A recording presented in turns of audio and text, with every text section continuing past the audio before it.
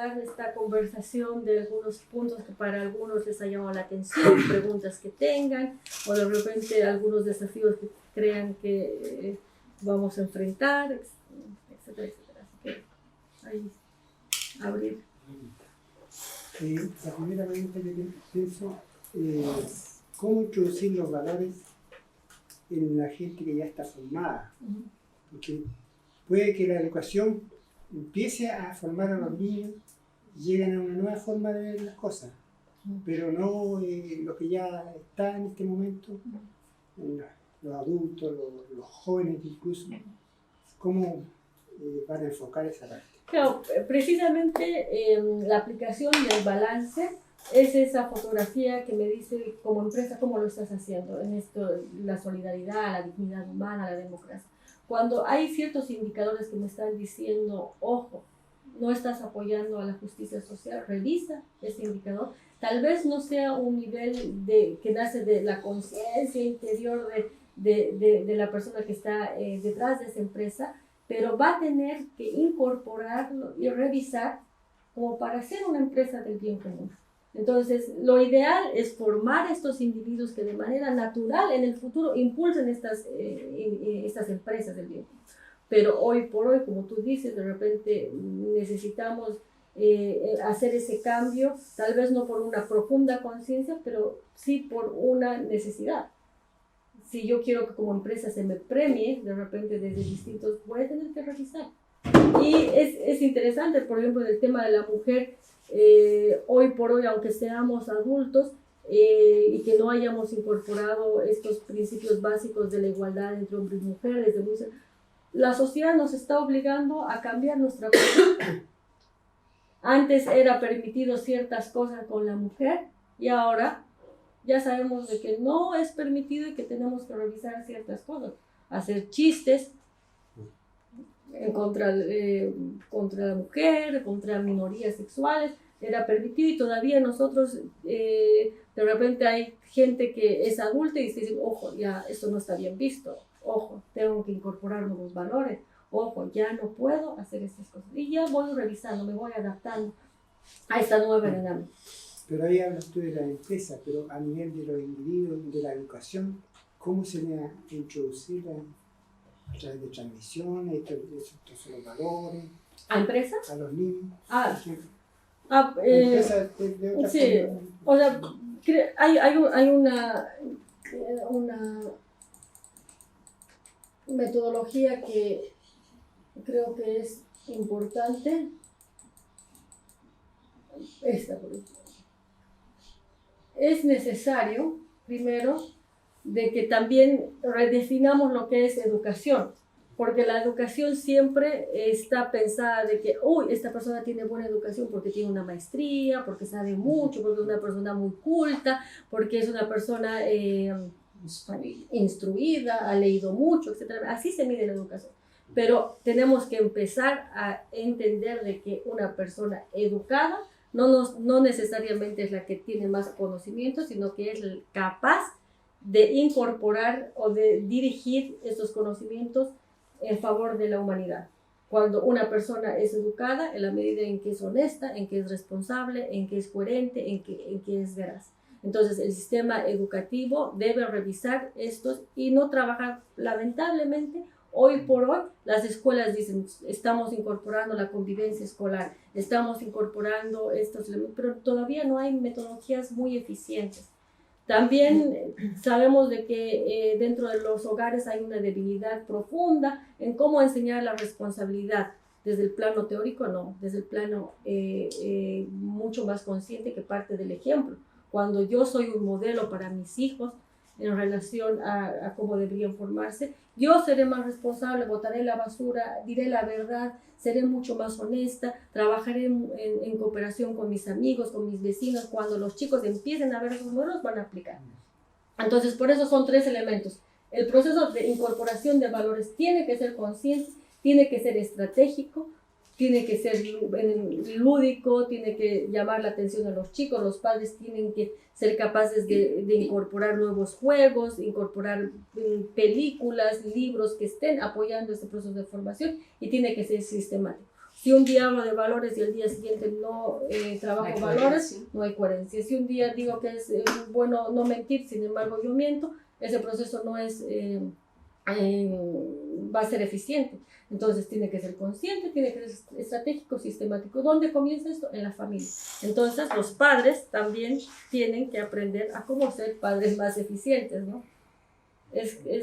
Yo creo que desde ahí que hay que trabajar, pero de manera muy fuerte en ese momento. Es como por dos frentes, entonces entiendo, porque por una parte está la institucionalidad de la empresa, desde la cual se aplicarían estos valores, por los cuales la institución empresa va a afirmarse como ejes de comportamiento para una economía del bien común, y por otra parte la familia, institucionalmente hablando, que también debería ser formadora de valores. Deben ser ambos caminos para encontrarse en la persona. Exactamente. Sí, y si no hay ese trabajo en equipo, colaborativo, bueno, no da. No da, así tal cual. Yo creo que también en el proceso de formación también es interesante. Un ser humano se forma a través de lo que se llaman entes socializadores. Los entes socializadores más importantes son la familia, la escuela, los medios de comunicación y los pares. Lamentablemente, si el padre no tiene un rol protagónico y fuerte en el proceso de formación, que no se preocupe, los medios de comunicación y las redes sociales lo van a formar. Pero ¿cómo lo van a formar? Entonces los padres tienen que ser tan conscientes y decir que la formación de mis hijos va a depender de lo que yo quiera darle y no lo que reciba de las redes sociales, de los medios de comunicación. Claro. Entonces ahí es un proceso bien consciente, bien de peso. Hoy por hoy las estrategias de las redes sociales son tan eficientes que están desarrollando nuevos comportamientos de los chicos. Entonces los padres tienen que ponerse a la par y incorporar herramientas, estrategias eficientes que garanticen que mi hijo sea más responsable. Si yo hablo de que en mi casa debemos ser todos responsables y yo no doy ninguna tarea a que haga mi hijo, no hago que riegue las plantas, que se encargue de lavar la ropa, entonces ¿cómo voy a desarrollar la responsabilidad? Es imposible. En la familia debe haber un plan, así como desarrollamos competencias en la universidad, debe haber un plan estratégico para desarrollar valores en el hogar. Es así como yo lo vislumbro y como veo ese trabajo en ese caso. Perdón. Sí, respecto a la educación, cuando uno se mueve en el mundo de los intercambios, ¿no? En los espacios donde nosotros nos movemos, que son los microemprendimientos y los artesanados, cuando partimos en el 2003 más o menos con el grupo de los procesos de formación con un montón de gente que estaba haciendo cosas con sus manos, estaba produciendo, en algún minuto tuvimos que vernos enfrentados al tema de cómo vendemos las cosas.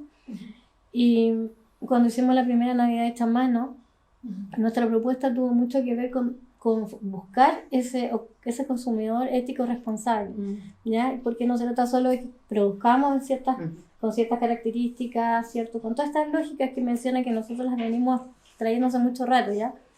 Pero ¿cómo convencemos al consumidor que tiene la lucha entre lo que el bolsillo, ¿cierto?, le exige porque es más barato, y lo que cuesta lo que se hace a mano con toda esta exigencia, que es de materialidades nobles, de trabajo y de respeto al ser humano, ¿cierto? Donde no necesariamente nos mueve el mercado, sino que la persona que está trabajando. Y nosotros estuvimos mucho tiempo dando la lucha en ese sentido, entregando incluso en estas ferias material informativo de cómo hacíamos las cosas, en qué condiciones se trabajaba, y hemos conseguido, no lo digo solo a este grupo, sino que mucha gente que está asistiendo a las ferias de artesanía, a las ferias de diseño propio, está exigiendo que no haya reventa, ¿ya? Que efectivamente cuando se hable de feria de diseño propio o de artesanía sean productores locales con identidad de acá, y se ha notado un cambio, ¿ya? Pero ha sido, en el caso de nuestro sector, que es donde yo puedo hablar, ha habido un aprendizaje. Sí, yo creo que vamos vislumbrando cambios, ¿no? A veces por conciencia o a veces por urgencia. Y el caso del medio ambiente es una urgencia, ¿no? Yo creo que también estos cambios van a ser mucho más acelerados porque sabemos de que si no cambiamos vamos a morir. Así de simple, ¿no? Entonces de repente hay cambios que van a surgir en esta manera. Si yo no uso adecuadamente el agua, no respeto el medio ambiente, lo más probable es de que como humanidad estemos extinguidos de aquí a unos pocos años. Puede sonar un poco burdo, pero se dice que uno aprende más rápido a nadar cuando necesita sobrevivir. Exactamente, sí. Y yo creo que como humanidad estamos en este escenario. Me hacer un pequeño comentario. Gracias por tu presentación, realmente muy interesante. Me surgen algunas reflexiones. Por el tiempo que llevo participando aquí con el conversatorio, el workshop del año pasado, uno rápidamente se da cuenta que a pesar de algunos matices muy, muy leves, en alguna forma todos pensamos igual o muy parecido, si tú quieres. Entonces, yo siento que en la postulación se hace lo mismo. O sea, tú hablas de valores, yo siento que se parte como que cuando yo digo valores estamos todos de acuerdo en lo que estoy hablando. Según lo que yo he visto, yo creo que los valores son neutros. Uno le da la carga que necesita. Estaba pensando solo en historias reales. Cuando uno habla de valores, recuerdo hace un tiempo atrás entrevistaron a una familia en Conchalí que en una vendetta, habían asesinado a un niño, qué sé yo, y la mamá decía, él era muy buen chico, mantenía la casa, él no era drogadicto, solo ladrón. Y le estaba dando un valor, ¿te fijas? Entonces, yo creo que las personas somos todas intencionadas. Y desde la perspectiva de cada quien, las intenciones siempre son buenas. O sea, yo no conozco, probablemente lo hay, pero gente que diga voy a ir a hacer desastres. No que voy a ir a hacer tal cosa porque lo justifico a través de esto y lo otro. Entonces, incluso me acuerdo de una situación que hubo hace un tiempo atrás aquí en Chile cuando se empezó a hablar de las utilidades negativas.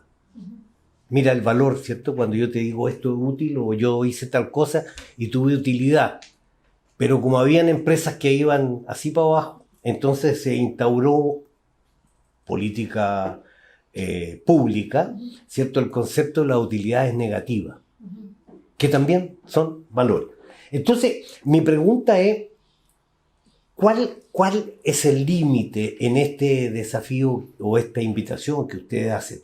Porque hay empresas, y trabajé en grandes empresas, donde muy preocupados de goodwill hacían beneficios sociales. Trabajé en una empresa donde se hizo una escuela, se mantuvo la escuela, se financiaba la escuela, pero por el otro lado se retaba a los consumidores que no te cuento. ¿Te fijas? Pero ante cualquier crítica se sacaba el tema de acá. Entonces, cuando se habla de eso para medir dónde llega el fin? Porque yo hago este bien común pensando en qué, en realmente en el bien común o cómo consigo adepto o cómo satisfago realmente necesidad. Entonces pienso que hay incongruencias tremendas en el sistema, digo, no en tu presentación. Por ejemplo, cuando hablas del sistema de la competencia y el lucro, y se ve que en este sistema sociopolítico que estamos inmersos, en beneficio del lucro se autoelimina la competencia, una cosa muy rara en esta que tú mencionabas como lo de la farmacia, lo de los pollos, lo de los cerdos, en fin, etc. Entonces, creo que cuando uno parte con el tema de los valores desde la casa, lo que está transmitiendo los valores que yo le doy cierta ponderación. Entonces, cuando tú hablas de las familias privilegiadas, cómo se hizo este estudio y se vio, porque esa gente asume como valor la defensa de los privilegios. ¿Qué pasa con el resto? No sé, pero nosotros tenemos que cuidar lo que somos, o sea, tenemos que preocuparnos de estar bien, de ganar más, de ampliarnos, de no sé qué, de no sé cuánto. Y creo que el tema de los valores es una interpretación individual. Y me llama la atención dentro de lo mismo, y tú citaste ahí varios ejemplos, ¿por qué siempre, esto es absoluta ignorancia, ¿por qué siempre nos estamos abriendo? Por ejemplo, yo tengo ahora una preocupación social y voy a hacer una fundación. Y Lucho tiene otro y hace otra fundación. Y acá hay otra preocupación y otra fundación. Y son hoy día miles de fundaciones las que están buscando, si tú miras con detención, más o menos lo mismo. Yo veo una alta coincidencia, por ejemplo, en lo que ustedes proponen, lo que es el sistema B de empresa. Matices, hay cosas de metodología. Entonces, me da la impresión que digregando tanto, nos vamos de alguna forma también haciendo más vulnerables, más frágiles. Te fijas que poder construir. Entonces, me pasa eso de dónde trabajamos los valores para ser coincidentes. ¿Te fijas? No sé si me explico. En términos de que, vuelvo a repetir, un valor es neutro y yo le doy la ponderación que quiero. Tú hablas de la solidaridad. Entonces un delincuente que es detenido y calla y no dice quiénes son sus cómplices ni dónde están las cosas robadas, es solidario, altamente solidario, valiente. Y su entorno, pares como llamaste tú, ¿cierto? Lo valoriza. Oye, este gallo sí que es confiable. Él. Y mira cómo vamos repitiendo la misma lista que tú pusiste. Es responsable, es confiable, es solidario. Ha traído las ¿sí? armas a tiempo, Sí, claro. puntual. Claro, y además un valiente, ha matado como a 3, ¿te fijas? Entonces se transforma. Ese es mi comentario. Sería, como el tiempo es limitado, sería bueno que hubieran todas las intervenciones y al final tú respondes. Perfecto, ningún problema. Voy a anotar algunas cosas. Yo voy a tratar de ser corto. Comparto mucho de lo que acabas de decir, mi amigo. Quizás para comentar lo mismo que decía él, hace días leí en la internet un artículo donde 181 de los grandes capitales norteamericanos se habían reunido justamente para tener una nueva política que está un poco justamente en la dirección que tú estás mencionando. Tener sueldos mejor para sus empleados, hacer obras de beneficencia, etc., ¿no? O sea, lo que tú has dicho, yo diría, pues, estamos todos de acuerdo, digamos, es más o menos obvio. El comentario mío se centra en un punto. Yo creo que lo que no veo de tu parte, en lo que ustedes están haciendo, es un análisis cuantitativo de la economía. A mí se me ocurre, no siendo economista, que el sistema económico actual, el neocapitalismo, yo entiendo que tiene una estructura matemática. Y por lo que yo he leído un poco, entiendo que hay un aspecto crucial que está relacionado con lo que Adam Smith, una vez en su época, él mencionó, en que históricamente él criticó la usura, prestar dinero y tener más de vuelta. Después él cambió de opinión y se generó todo un gran, si tú quieres, ¿no?, revolución ética o moral, en que era posible prestar dinero y ganar dinero. Y tú tienes una tremenda evolución de los bancos y de las empresas, etc. O sea, está en la raíz misma del sistema económico esto de la usura.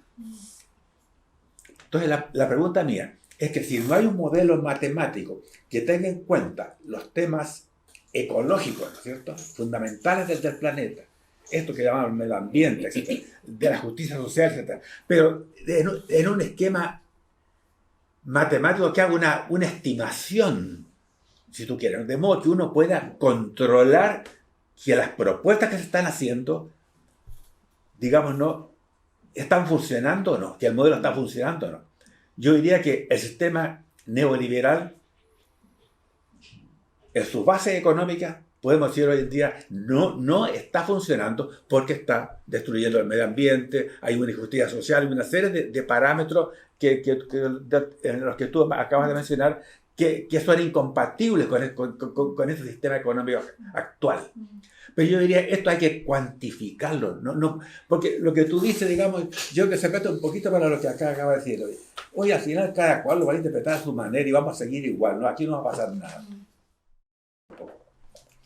Yo quería decir algo en la misma dirección, dejando claro que estoy absolutamente convencido y me juego mi vida, digamos, en el creer y el trabajar para que los valores, la ética, la solidaridad impregnen la economía y impregnen la sociedad, porque es el camino que va a permitir no solamente una mejor sociedad para todos, sino también un mayor desarrollo humano para cada uno.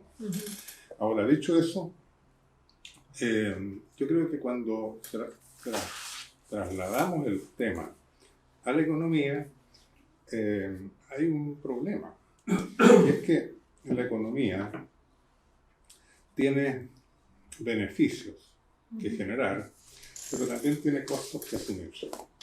¿Ya? Entonces, cuando se habla del balance, justamente, ¿no es cierto? En economía, el balance es cómo se alcanza un equilibrio, ¿no es cierto?, en que los beneficios sean mayores que los sacrificios, ¿ya? Que los costos que implica lograr los resultados. Y eso es lo que en economía se llama eficiencia. ¿Ya? Tiene que ver con la cuantificación de la que tú nos hablas acá. Ahora, la eficiencia es un valor fundamental en la economía, pero es también un valor fundamental en la vida humana en general. Y yo he observado en que casi todas las propuestas que plantean economías alternativas no hablan de eficiencia. ¿No es cierto? Hablan de cómo hacemos más solidario, de cómo generamos más, compartimos. Contrariamente a mi propio trabajo en economía solidaria, que pongo el énfasis en la eficiencia y cómo se puede lograr eficiencia a través de la cooperación y a través de generar modos de hacer economía diferente. ¿Por qué la eficiencia es tan importante? La eficiencia es fundamental por dos razones. Una, porque los recursos disponibles para hacer economía son limitados y se destruyen en la actividad económica, ¿no es cierto? La naturaleza, se utilizan recursos naturales, se utiliza fuerza de trabajo que se desgasta, ¿no es cierto?, que implica cansancio, ¿no es cierto?, que puede generar enfermedades, que implica usar el tiempo de una manera en vez de poderla usar de una manera más satisfactoria, ¿ya? Y lo mismo pasa con las energías, ¿no es cierto?, que deben ser cuidadas porque muchas de ellas no son renovables. Entonces hay un tema de que como los recursos son limitados, hay que obtener de ellos el máximo rendimiento posible. ¿Y por qué el máximo rendimiento? Porque las necesidades humanas son muchas. Y hay muchas necesidades humanas, ¿no es cierto?, que no están satisfechas. Y hay un porcentaje inmenso de la población mundial que vive en la pobreza. Y la única manera de salir de la pobreza es que se produzcan más bienes y más servicios y que estén a disposición de las personas.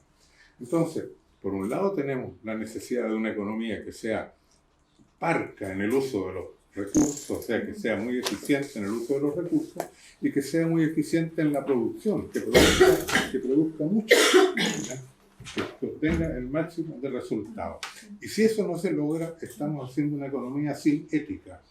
O sea, una economía que no es eficiente es una economía mala, éticamente mala, porque destruye la naturaleza, sacrifica a los seres humanos y no permite la satisfacción de las necesidades de las personas. Una economía que no es eficiente es una economía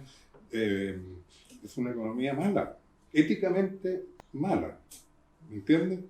Entonces, hay que plantearse el tema de la eficiencia cuando se habla del balance, ¿no es cierto?, del bien común. Ahora, esto tiene que ver también con que a mí me parece extraordinario, ¿no es cierto?, llevar a las empresas a que miren todas estas variables que tienen que considerar para que la actividad económica que realizan sea positiva, favorezca el bien común, la naturaleza, la sustentabilidad, ¿ya? Pero hay que decir, porque si no lo decimos, nos engañamos a nosotros mismos, hay que decir que eso tiene costos, que la empresa que te preocupa de atender mejor a los trabajadores, que se preocupa de cuidar más el ambiente, que se preocupa de producir determinados tipos de bienes en condiciones determinadas, tiene que sacrificar ganancias. No es verdad. No es tan claro, por lo menos, yo creo que no es verdad, pero por lo menos no es tan claro la afirmación que tú hacías de que a la empresa le va a ir mejor si atiende todas estas necesidades del balance del bien común. ¿Ah? Como si serían puros beneficios, ¿no es cierto?, los que va a obtener la empresa. Si fuera así, no habría ninguna dificultad para que la economía sea muy buena, y que todo el mundo todos los grandes empresarios estarían compitiendo por cuál es más ética, cuál empresa es más ética, porque le iría mejor. Y eso no es así. Entonces, si uno no dice que el preocuparse del bien común y el preocuparse de la sustentabilidad, y que en nuestra propia economía, si queremos cuidar nuestro ambiente, tenemos que hacer sacrificios como consumidores, ¿no es cierto?, porque vamos a producir menos, ¿ya?, y porque vamos a competir menos, y porque vamos a traer menos capital. Entonces, si uno no lo dice, está diciendo algo que puede sonar muy bonito, pero que al final no funciona, y uno también termina un poco autoengañándose, porque cree un poco, digamos, con muy buena voluntad, que la cosa es fácil, ¿no? Y es extraordinariamente difícil. Es muy difícil. Nosotros lo conocemos, nosotros aquí tenemos esta empresita, ¿no es cierto?, con la que aquí trabajamos, y tratamos de operar con criterios éticos, ¿no es cierto?, y mantener mucha convicción de hacer las cosas solidariamente, ¿cierto? Pero la dificultad para hacerla es alta, ¿ya? Y estamos conscientes de que eso implica sacrificio. Y a las personas que trabajan con nosotros les decimos, mira, tú vas a trabajar en un ambiente amistoso, ¿no es cierto?, en un ambiente donde vas a tener muchos aprendizajes, y les decimos, pero también esto tiene costos. Esto tiene costos de que no vamos a ver cómo somos suficientemente eficientes para que los resultados los podamos repartir entre todos con equilibrio y con justicia. Y probablemente aquí vas a ganar menos de lo que ganarías empleando tus conocimientos profesionales en otro lugar, ¿ya? Entonces yo creo que el desafío de una economía alternativa es un desafío muy complejo, ¿ya? Y hay que trabajarlo en términos de la disciplina económica, ¿ya?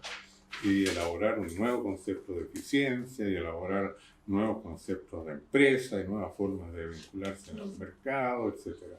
Esto no quita nada de valor, digamos, no pretendo en absoluto de valor, digamos, a la propuesta de la economía del bien común. Al contrario, yo creo que todo lo que hagamos realmente por impulsar los valores en la vida social, en la economía y en la política es fundamental, porque sin eso realmente vamos a la perdición, ¿ya? Pero hay que traducirlo en la práctica con conciencia de que hay costos y de que hay sacrificios.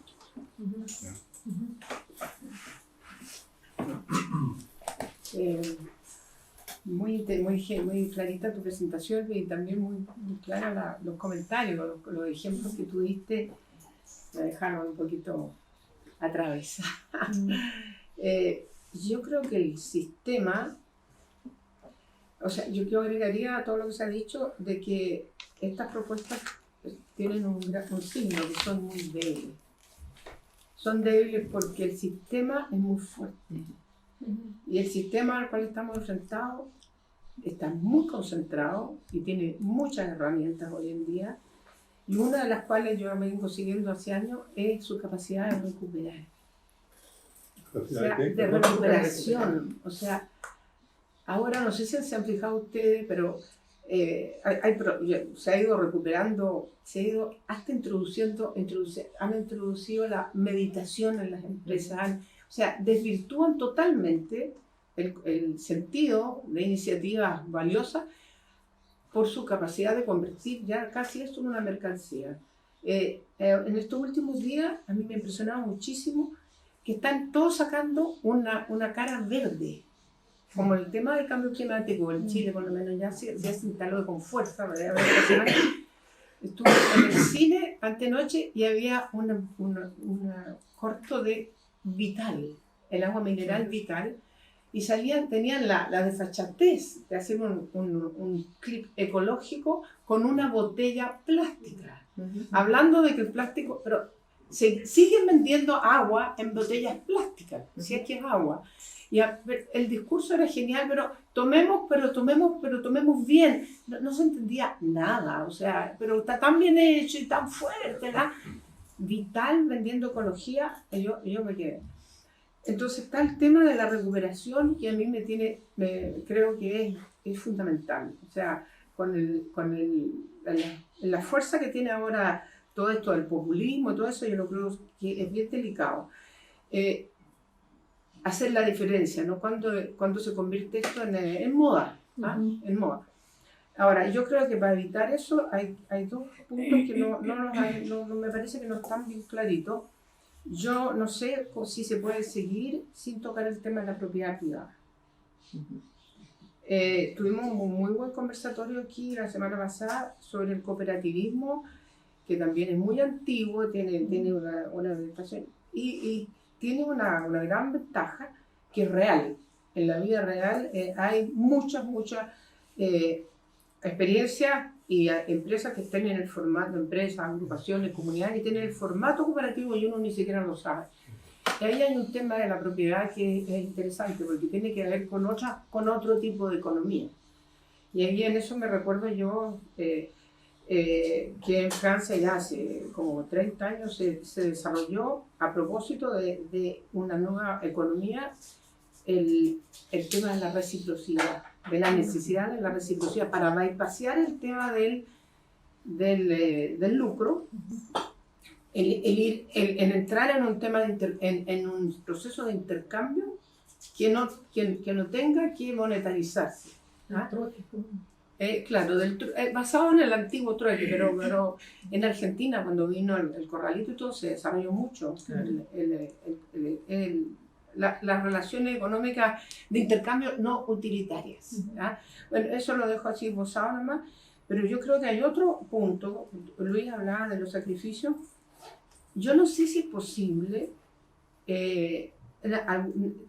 desarrollar estos proyectos sin cambiar de modo de vida. Yo creo que a mí me parece, por mi experiencia personal, es que si uno no cambia de modo de vida, a mí me encanta la banca ética, me llena todo el gusto, pero de ahí a que saque mi chequera y ponga mi dinero, escucha que a uno no le queda mucho ahorro, ¿ah? en una banca y yo tengo problemas porque me implica que me cambie mi modo de vida. Y yo no tengo ISAPRE, pero bueno, la gente que tiene ISAPRE sabe que tiene que pagar el ISAPRE. ¿Ah? Yo tengo FONASA, pero igual tengo ese ahorro que me va a cubrir que el día que lo necesite. O sea, hay un montón de disyuntivas existenciales para que las personas, y los empresarios también por su cuenta, todos, porque también no podemos pensar que los empresarios son tan distintos a nosotros, tienen que hacer opciones de modo de vida diferente. Tú vives de allá, tienes una opción, Luis.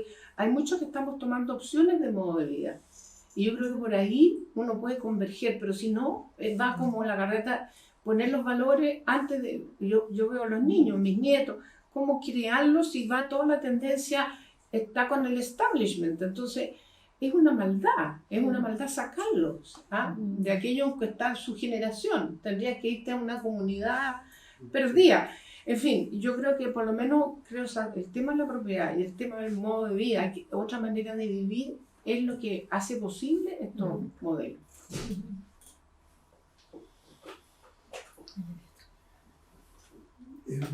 Yo tengo un pequeño problema. El bien común es siempre relativo a la comunidad o al grupo donde estamos. Cada país tiene sus propios bienes comunes, de acuerdo a sus legislaciones y sus valores están condicionados a eso. Yo pienso, digamos, en el caso de Troya y de los otros griegos que eran era la otra sociedad griega que había, ¿cómo se llama? Los espartanos, ¿no? Los valores de los demócratas totalmente distintos al valor de los espartanos, ¿no es cierto? Especialmente, digamos, con respecto a la vida, ¿no? Los espartanos, el ser imperfecto en vida. En la otra sociedad parece que vivía, estoy seguro, pero de eso no se habla mucho, pero son cosas distintas. Entonces está condicionado, digamos, a las condiciones en donde tú vives, ¿no? En el fondo, las condiciones que te da la tierra, ¿no es cierto? El caso nuestro, ¿no es cierto? Los valores, el mismo valor, el mismo término, puede ser distinto en el norte que en el sur, ¿no? Porque las condiciones climáticas ¿no? pueden hacerte cambiar el concepto del valor que tienes. Entonces, ese tipo de cosas me da la impresión, digamos, de que existen algunos valores que podrían ser universales, pero hay otros valores que son condicionados a donde tú estás y a las presiones que tiene tu sistema. En el caso de Bolsonaro, ¿no es cierto? Bolsonaro tiene sus valores, pues parece que sus valores económicos son más fuertes porque, digamos, las quemas para él son algo económicamente bueno hacia el futuro. Usted la pelea entre los americanos y los chinos y ve que el negocio, ¿no es cierto?, de vender soya, carne, todas esas cosas para China va a ser bastante bueno si tiene más capacidad, ¿no es cierto?, para criar ganado y ese tipo de cosas. Y eso significa acabar con la selva, con gran parte de la selva. Y eso no está condicionando, con lo mismo, digamos, el caso de Trump. No sé cómo, yo no soy muy americano, pero el caso de Trump, ¿no es cierto? ¿Cuál es su política en el fondo? Él defiende su territorio y su poder. Tiene el máximo poder. Estamos ¿sí? con el tiempo restringido. Ok.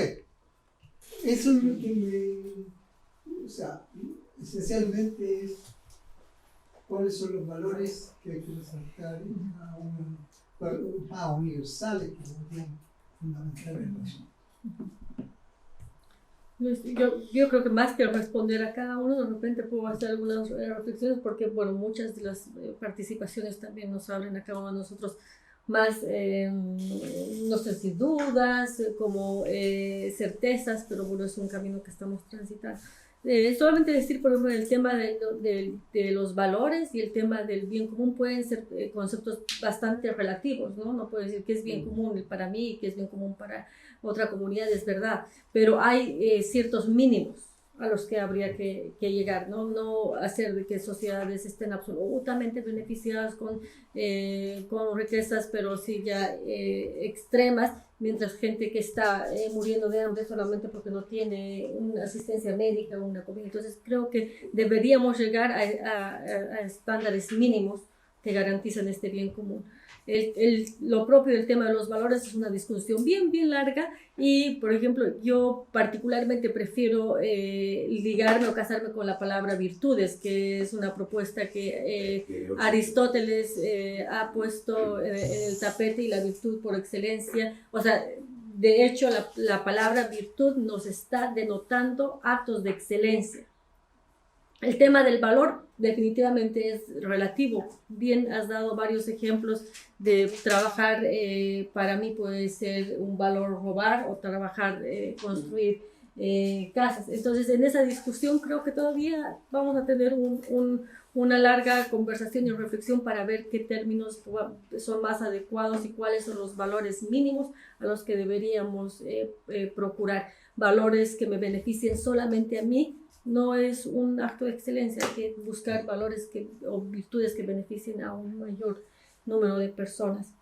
Después hablabas de de por qué tantas iniciativas. Yo más bien festejaría cada una de las iniciativas que surgen en pro de cambiar, de construir esta nueva civilización. La civilización ya no va más, necesitamos transformarla. Ahora, si hay muchas de estas iniciativas que de repente en el futuro se fusionarán, otras se eliminarán, pero prefiero yo tener el acompañamiento de varias iniciativas que surgen en esta búsqueda.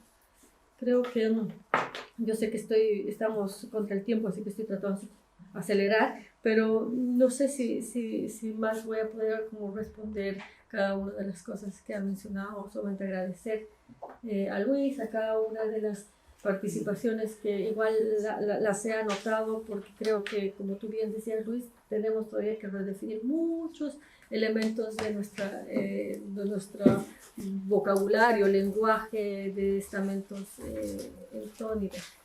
Claro, una pregunta. Si tú miras, focalizas específicamente en una sociedad, la que tú se te ocurre, grande, chica, pueblo, ciudad, fíjense, ¿tienen establecido como organización esos mínimos de los que tú hablabas? Es decir, yo antes de medir, tú me dices, oye, vamos a medir a tal parte que lo estamos observando, que si yo tomo la metodología, ¿no? Existe tú mismo hablabas recién de los mínimos. Entonces yo quiero saber si en esa sociedad, ponte tú, se ha eliminado la extrema pobreza, por decir algo. O si todo el mundo tiene atención en salud. O si no hay analfabetismo. No sé, ¿lo tienen? ¿Hay de dónde parto? O sea, algún modelo que la economía del bien común esté logrando esto. Estamos en construcción. O sea, yo creo que definitivamente no tenemos ahora, esta es la varita mágica y este es el modelo que ha funcionado tan bien que deberíamos imitar todos. Estamos intentando primero reflexionar y darnos cuenta de que algo no está funcionando.